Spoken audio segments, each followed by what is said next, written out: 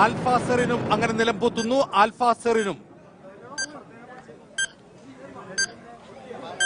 സെറീന്റെ ഇരട്ട ടവറുകളിൽ ഒന്നിലെ ചെറിയ ടവർ നിലംപൊത്തിയിരിക്കുന്നു. ആൽഫ സെറീനിലെ ഇരട്ട ടവറുകളിലെ ചെറിയ ടവറുകളിൽ ഒന്ന് ഇടതുവശത്തെ ടവർ നിലംപൊത്തിയിരിക്കുന്നു. ഉടൻ തന്നെ നിമിഷങ്ങൾക്ക് തന്നെ അടുത്ത ടവർ നിലംപൊത്തുന്നതായിരിക്കും. ഇടത് ടവർ, ആൽഫ സെറീന്റെ ഇടത് ടവർ നിലംപൊത്തിയിരിക്കുന്നു.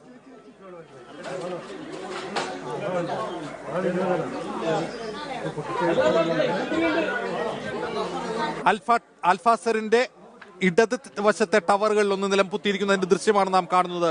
പ്രദേശത്തെ പൊടിപടലങ്ങൾ ബാധിച്ചിട്ടുണ്ട്.